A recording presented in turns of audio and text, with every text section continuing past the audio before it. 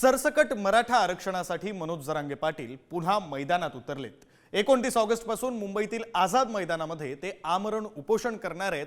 मात्र त्यांना अवघ्या 5000 आंदोलकांसह 9 तासच आंदोलन करता येणार आहे। त्यामुळे प्रशासनाने अटी आणि शर्ती घालून जरांगे पाटलांची कोंडी केली आहे का असा सवाल उपस्थित होतोय। त्याविषयीचा हा रिपोर्ट।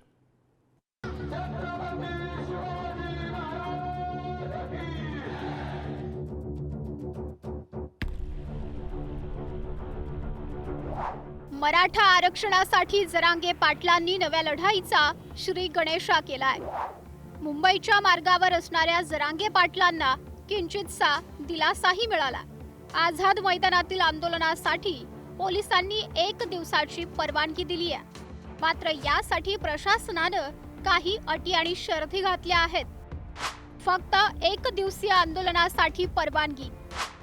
आंदोलनाची वेळ केवळ सकाळी 9 ते 6 असणार। फक्त 5000 आंदोलकांना आझाद मैदानावर येण्याची परवानगी। आंदोलकांसोबत केवळ 5 वाहनांना प्रवेश मिळणार। आंदोलनात स्पीकर वापरायचा असल्यास वेगळी परवानगी घ्यावी लागणार। आझाद मैदानात अन्न शिजवता येणार नाही। शनिवार, रविवार आणि शासकीय सुट्ट्यांच्या दिवशी आंदोलन करता येणार नाही।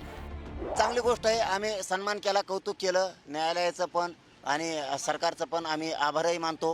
हरकत नाही, चांगलं केलं, चांगली गोष्ट आहे। सगळ्या नियमाचं पालन करून आम्ही मराठी आरक्षणाची लढाई लढू आणि जिंकू सुद्धा। नाही, 1 दिवसात मग तुम्हाला अंमलबजावणी करावं लागते सगळ्या मागण्यांची। जोपर्यंत अंमलबजावणी होत नाही तोपर्यंत बसणार। ते 1 दिवसाचे असं नसतं। तुम्ही बाकीचे काय नियम असतील, बाकीचे नियम आम्ही सगळे पाळू, पण 1 दिवसात मग अंमलबजावणी द्या, काही हरकत नाही आम्हाला। जर तुम्ही अंमलबजावणी करत नाही तोवर बसावं लागेल। ज्या राजकीय पक्षांनी समर्थन दिलं आहे की गणपतीच्या अशा महोत्सवावर, हिंदूच्या सर्वात मोठ्या सणामध्ये अशा प्रकारचं त्या ठिकाणी कुठं गालबोट लागू नये। कारण गालबोट लागलं तर या महाराष्ट्राचं उंची जी आहे ती कमी होतं। आणि त्यामुळे ज्या पक्षांनी त्यांना समर्थन दिलं आहे त्या पक्षांनी याचा विचार केला पाहिजे की या महाराष्ट्रामध्ये आज आनंदाचं वातावरण आहे, याला गालबोट कुठं लागू नये। जरांगे पाटलांच्या आझाद मैदानावरील आंदोलनास मुंबई उच्च न्यायालयाने मनाई केली आहे। त्याऐवजी नवी मुंबईत आंदोलनास जागा द्यावी अशी सूचना राज्य सरकारला करण्यात आली। मात्र आझाद मैदानावर आंदोलन करण्यास ठाम असणाऱ्या जरांगे पाटलांनी मुंबईकडे कूच केली आहे। अखेर मुंबई पोलिसांनी जरांगे पाटलांना अटी आणि शर्तींसह परवानगी दिली आहे। पण या अटींमुळे जरांगे पाटलांसह आंदोलकांची चांगलीच कोंडी होणार हे नक्की। जरांगेंचं आंदोलन 1 दिवसात होणं कसं शक्य? आंदोलनाची वेळ सकाळी 9 ते 6, मग 6 वाजेनंतर काय करणार? फक्त 5000 आंदोलकांना परवानगी, मग इतर आंदोलक कुठे जाणार? केवळ 5 वाहनांना प्रवेश, इतर वाहनं कुठे पार्क करणार? आझाद मैदानात अन्न शिजवता येणार नाही, मग आंदोलकांच्या जेवणाचं काय?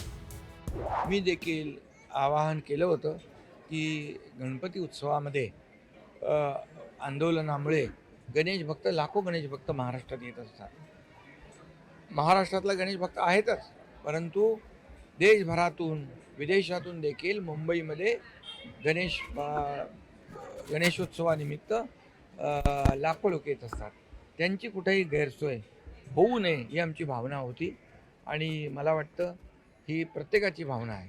याचं भान आणि याची जी काय काळजी प्रत्येकाने घेतली पाहिजे। मनोज जरांगेंचा जे मोर्चा आहे, मोठा मोर्चा आहे, सरकार याच्यात अडथळा आणण्याचा प्रयत्न करतोय, परंतु मराठा बांधव या सरकारच्या कोणत्याही अडथळ्याला जुमानणार नाही।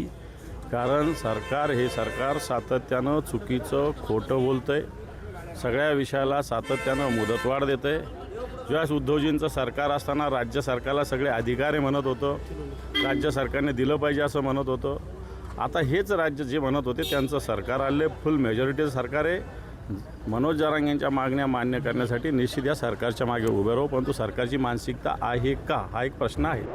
मराठा आरक्षणासाठी मुंबईत येण्याची जरांगे पाटलांची ही दुसरी वेळ आहे। यापूर्वी जानेवारी 2024 मध्ये जरांगे पाटील लाखो आंदोलकांसह मुंबईत आले होते। मात्र त्यावेळी मुंबईच्या वेशीवरच म्हणजे वाशी इथं आंदोलकांना रोखण्यात यश आलं होतं।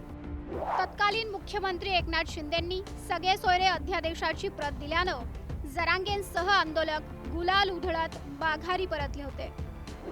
पण जरांगे पाटील सरसकट मराठा आरक्षणावर ठाम असल्यानं पुन्हा नवा लढा पुकारलाय. त्यामुळे आता ते मुंबईत येणार की त्याआधीच सरकार तोडगा काढणार हे उद्यापर्यंत स्पष्ट होईल. ब्युरो रिपोर्ट, पुढारी न्यूज.